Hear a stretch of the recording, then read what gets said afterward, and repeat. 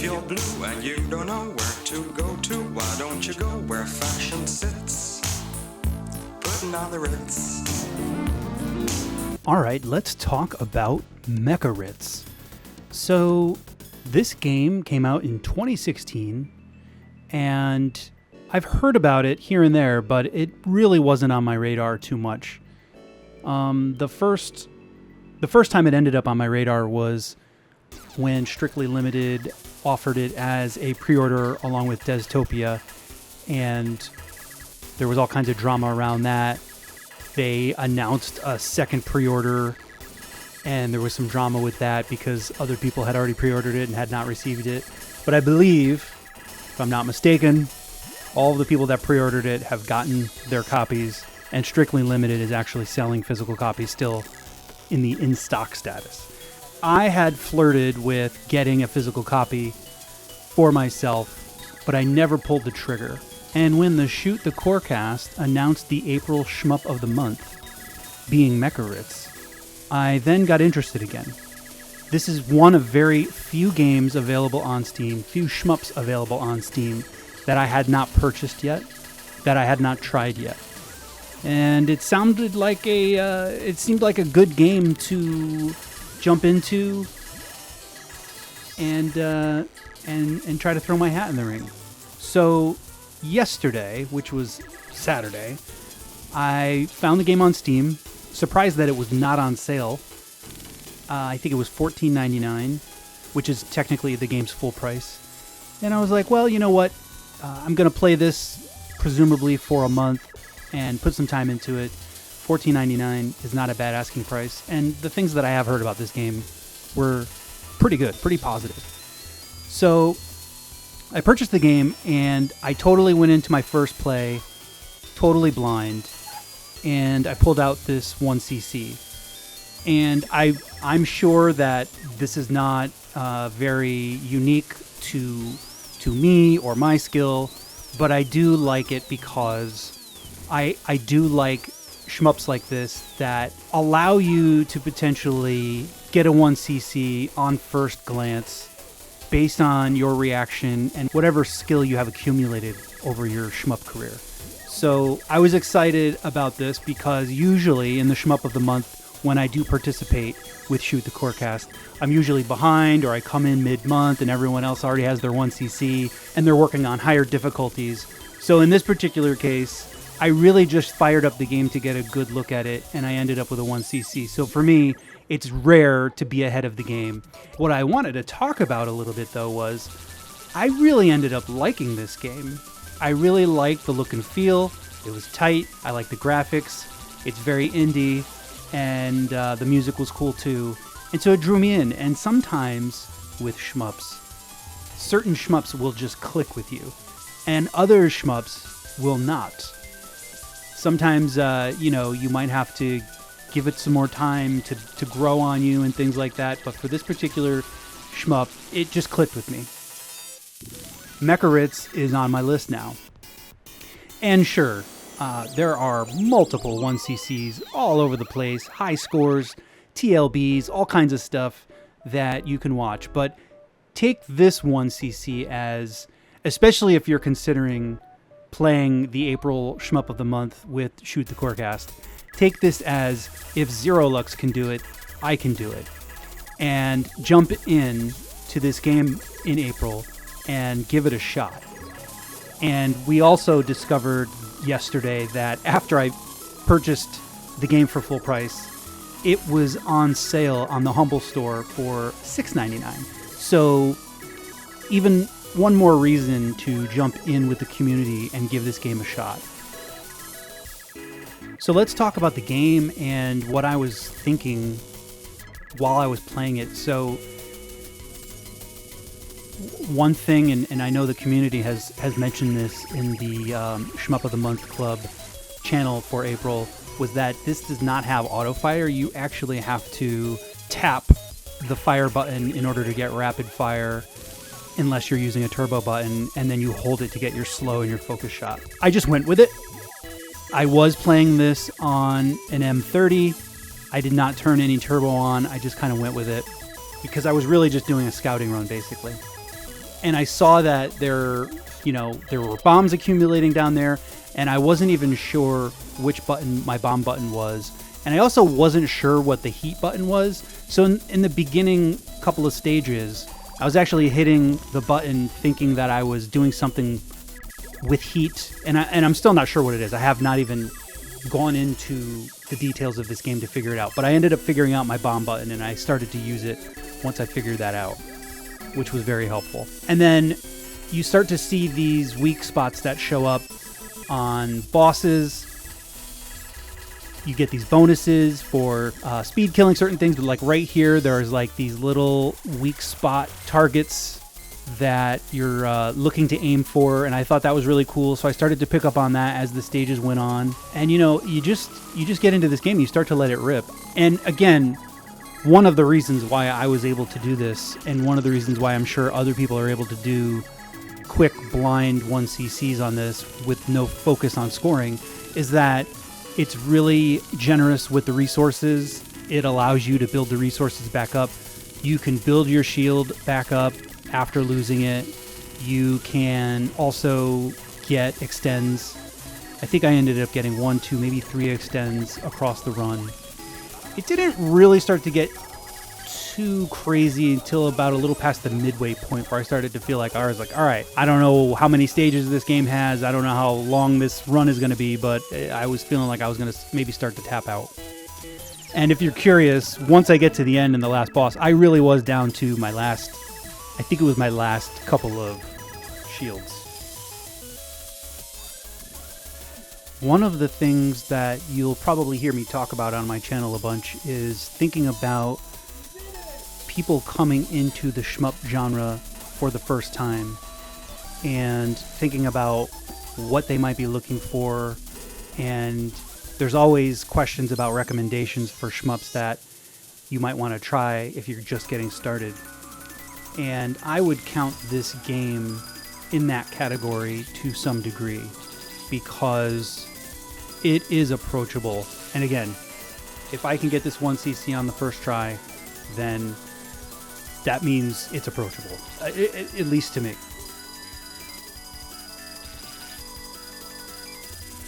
Also, being a beginner just a couple years ago, and I still consider myself a beginner, but being new to the genre a couple of years ago, I was like a kid in a candy store, just buying every shmup, trying every shmup, playing a few rounds of this one, playing a few rounds of that one, really just trying to get a feel for what I liked.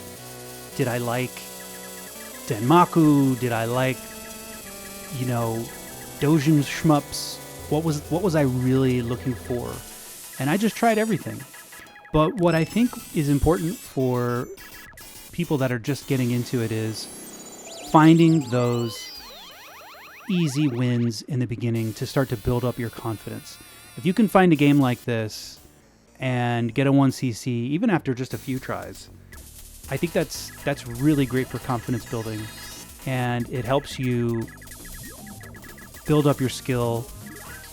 And I do think that shmup skill is cumulative. You bring it forward to all of the games that you play, no matter what. If it's Toho, arcade, classic, modern, I think all of your skill that you build up over time is cumulative, and it helps you no matter what you're trying to do. I'm going to put Mecha Ritz on that list. I really think this is something that beginners should put on their list as well. Give it a shot. See how you do.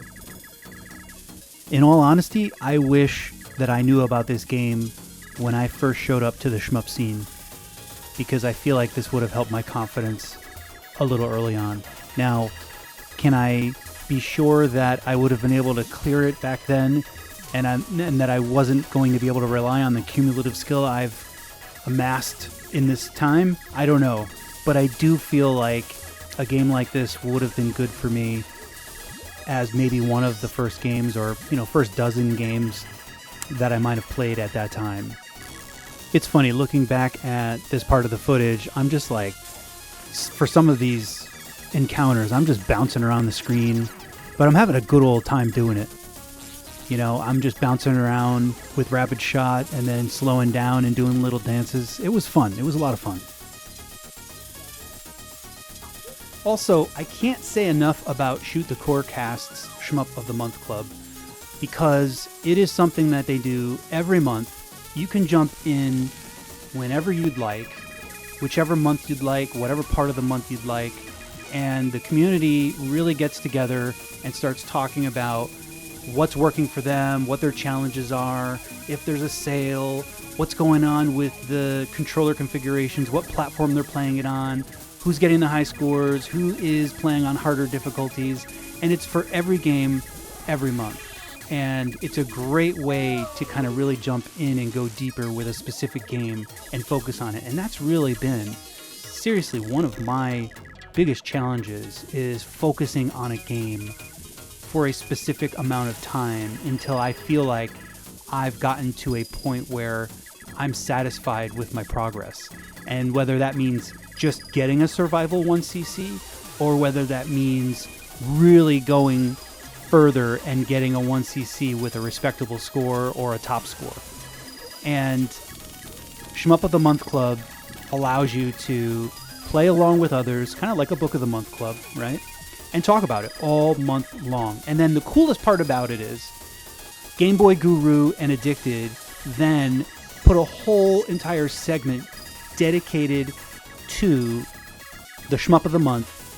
And they talk about it, and they talk to the community about it, and they recap what the community said and what the experience was like, what the overall feeling about the game was, how many people played, how many people liked it or disliked it. And they usually provide a lot of balanced feedback from the community as well as their own. They give history of the game. They give a history of the game. They give a lot of information about the game. And it's just really great. And that is something that I think is a staple for the Shmup community overall. And again, it is great for people just coming into it to kind of find a community that is welcoming, that are willing to talk about the ups and downs of learning a game, playing a game. Sometimes people have played the game in the past. Sometimes people have cleared it and they'll come in and share their experience. Other times, a majority of the people in the group are playing the game for the very first time together. And that's like a powerful experience, if you ask me.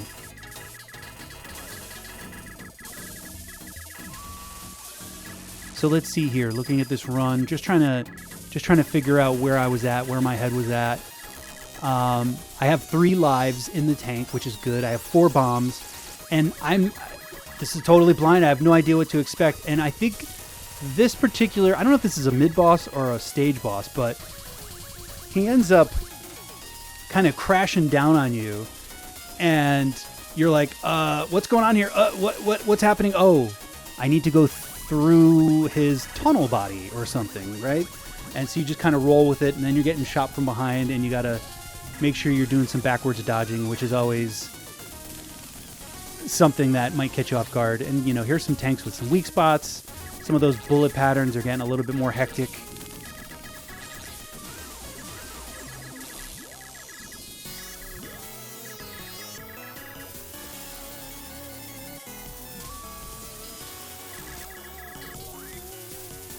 And that's the other thing I like about Shmups. You know, this game came out in 2016, and people played it, and, you know, it kind of, I don't know, I feel like games maybe go dormant for a while. They don't get a lot of attention. But with, you know, events like this, community focuses like this, they kind of bring that Shmup off the shelf all at once together. And now people are talking about it again. You know, maybe someone who got that high score is going to be challenged this month in April.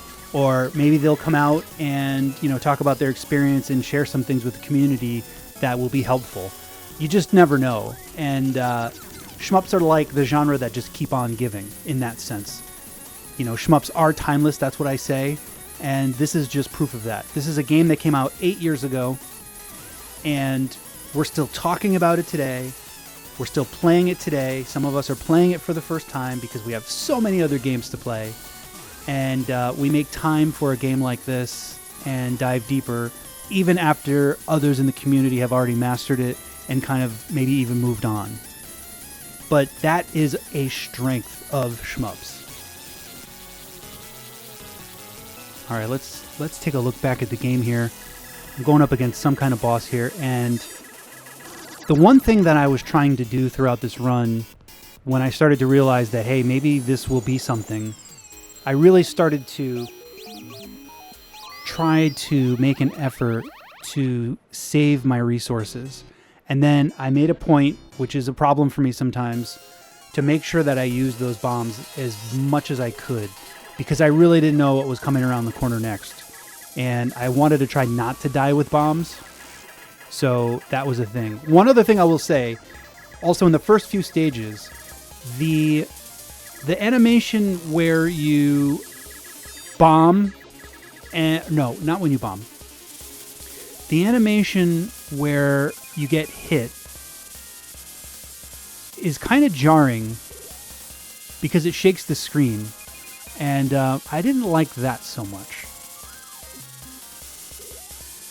This boss looks cool and just was really cool to fight with the weak spots changing around and this thing kind of circling around, making you dizzy. You're like, you know, go easy, bro.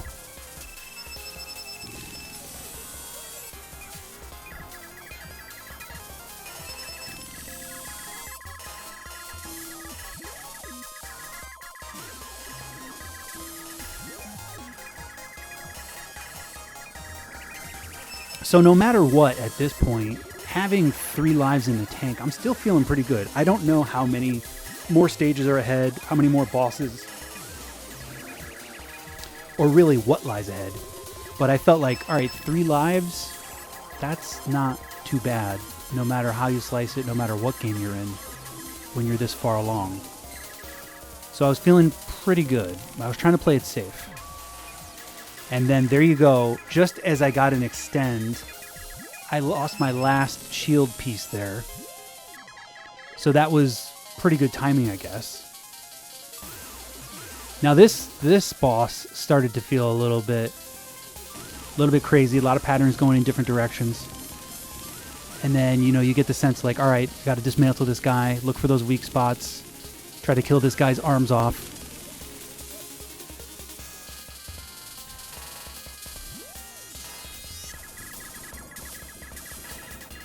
But I remember I was in a hurry to do something else after this, and I was like, oh, you know, there was this unneeded pressure on myself to kind of finish this up and not know how long it was going to be. I didn't know if it was going to loop or anything like that.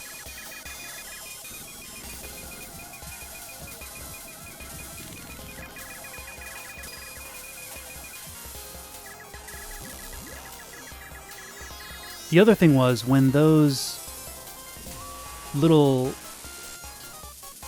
power-up signs come up or bonus signs come up, I wasn't sure if you had to like collect them or not. This was crazy too. This little spot right here reminded me of Gradius 5, that first boss when you're kind of spinning around, but this thing is spinning like a washing machine or a dryer, going spinning round and round. And I was like, I'm not sure what's going to happen next, but I was getting a little dizzy here. Got to look for those weak spots. And look at that, you're like, ah! That was a cool little encounter though. Bullets start flying faster here. They're coming from all angles. They're throwing all kinds of enemy types at you at this point. And I think this was around the spot where I was like, all right, this is ramping up. The difficulty curve is on the rise here. And I'm like, I don't know, am I up for the challenge? But I was able to, as you notice, I was able to gain 2 more shield shards or pieces or whatever you want to call them, and kind of stick with my 4 lives in the tank. I just lost another shield shard, but again, you get to regenerate those resources generously if you stick with it.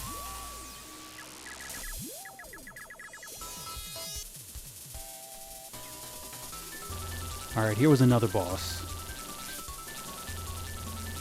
Lot more bullet density. It's coming pretty fast, but he is dying pretty quickly, so that helps. I believe this boss had a couple of phases. Yeah, so that was the first phase. Here's the second, and you're trying to kind of weave through bullet patterns to get to those weak spots and try to see them when they show up.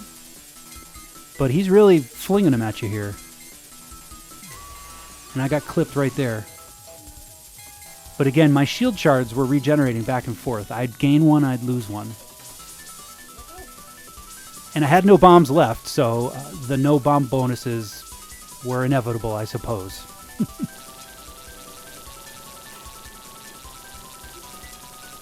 So yeah, that's coming at you kind of crazy.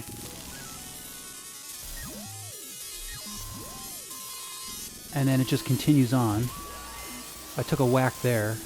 But again, feeling really good. And I think at this point I might have looked at like the time from when I started, and I'm like, all right, you know, we're 20 minutes or so into this thing.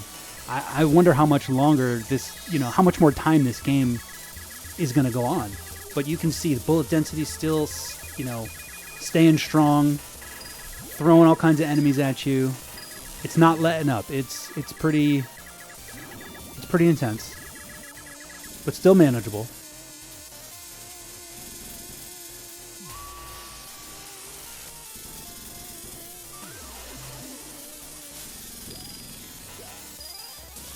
Yeah, I totally bit it there. And this might have been the beginning of where I start to take a lot of hits.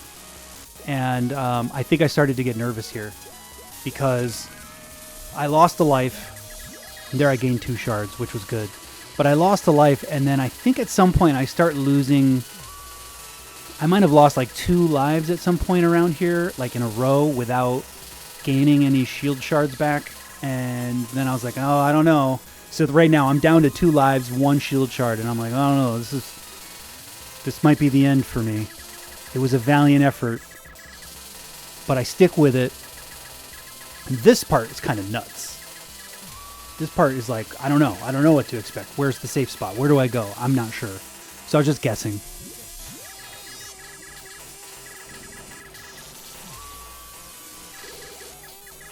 And, you know, these barrages are, you know, there's different bullet patterns, different bullet shapes.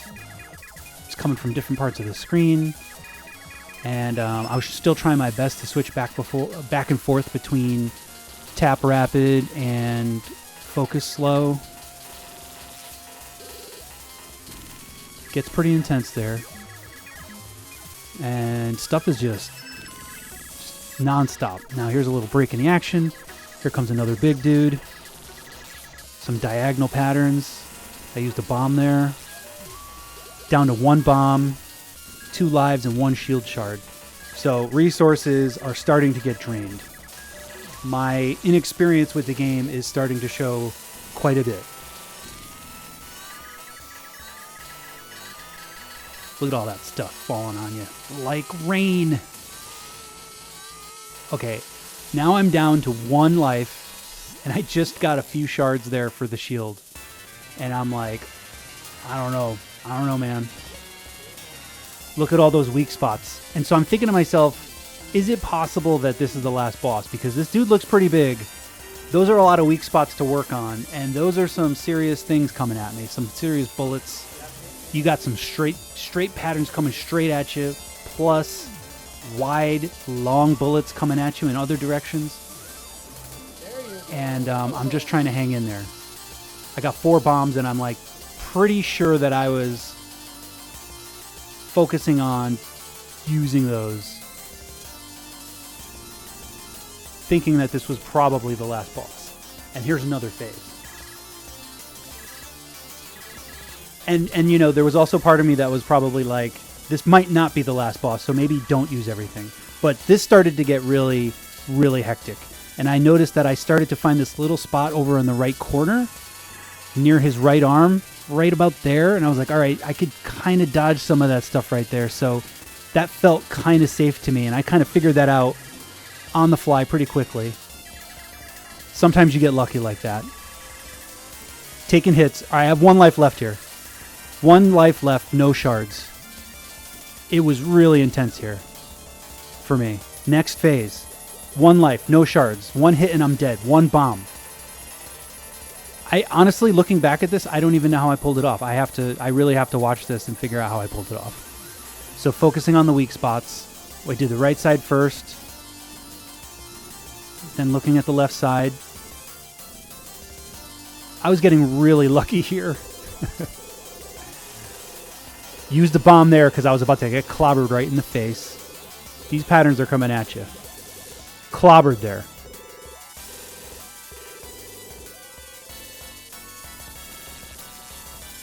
No lives left.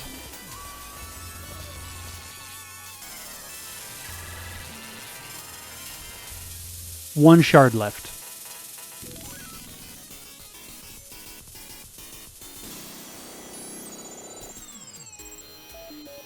And then I was like, is that it? And so here's where I got lucky. Here is where I got lucky. I'm like, all right, this does not look like it's the end. I don't have any lives left, and I have one shield shard, and it's putting me in another level here, another stage. And I'm like, oh, crap, you know, there's no way. There's just no way I'm going to survive through this. So I don't know what the hell's going on here. But then I notice that when you kill the white ship, or the lit up ship, you start gaining some resources. They're giving me shards. And I'm like, oh, this is amazing. This is fantastic. All right, 3 shards. So I went from barely anything to 3 shards. I'm like, that's 3 hits. And I'm like, there's a 1-up. Oh my God. I'm totally still in this. And so then I'm thinking to myself, all right, that might have been the last hurrah on giving you the last chance to get some resources to face the final boss. And that actually ended up being the case. And here's the crazy teddy bear final boss here. I've got 1 life, 3 shield shards, and not knowing much of what to expect from this crazy teddy bear throwing everything he could possibly throw at me. And so I was just trying to hang in there, not take any hits, and just stick with it, and just keep pumping out some DPS as much as I possibly could. And I also don't remember now how many resources I actually lost in this fight, so I'm gonna remember together with you as you watch. So far, okay, I took that hit. So 2 shards, 1 life. I took that hit. Then he starts chasing you around, so I took that hit. I'm like, all right, this dude's going psycho on me. Running all around, upside down, on the ceiling. 1 shard, 1 life left. And I'm just trying to avoid as many bullets as possible. Got around that one. That was good. Doing some dancing with this guy.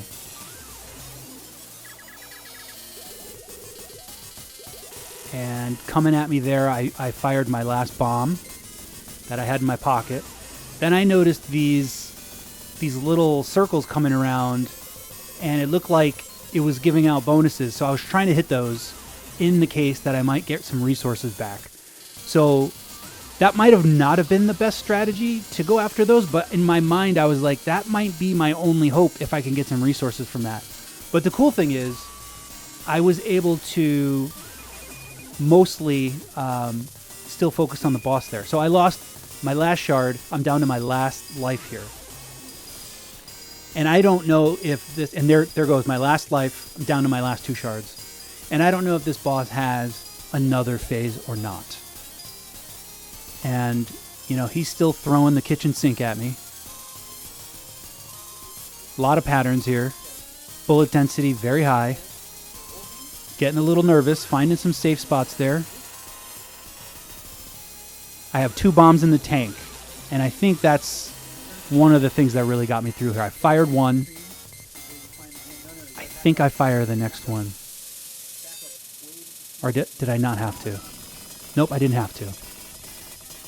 And I wasn't sure if those patterns were hitting me or not, but that was just the end there. And yeah, that was it, man. It was a little bit of a surprise to me. It doesn't happen very often, but when it does, it's always satisfying to get a first play blind 1cc. And, you know, sometimes when you get a 1cc like that, you're like, all right, I did it. I'm done with this game. But what this really did for me was, I'm like, all right, if I can do a blind 1cc on the first shot, then I can probably actually do this and get a respectable score. And so I think I ended up with, 5.4 million. I went to Restart Syndrome just to check out what some of the top scores are, and it's in double digits. You're looking at 10, 11, 13, 15 million, that kind of range. And so what I'm going to spend my time on for the April Shmup of the Month Club with the group that is going to play, I'm going to see if I can focus on getting a higher respectable score and try to figure out the TLB. And I know this game also has multiple paths or routes, and so I want to see what that's all about. So this game clicked with me. It brought me in. I was able to clear it on first shot, and it made me just want to play it more, and it made me want to learn more about the game. And that's what it's all about sometimes.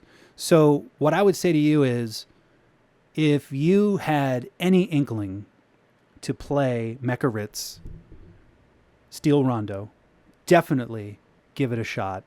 If you ever wanted to jump into Shoot the Corecast's Shmup of the Month, do it. Join us and play along, join the conversation, and have a really cool experience with the rest of us. It's an awesome time, and I think you'll enjoy it. So thanks for watching, thanks for listening, and I hope you enjoy Mecha Ritz Steel Rondo.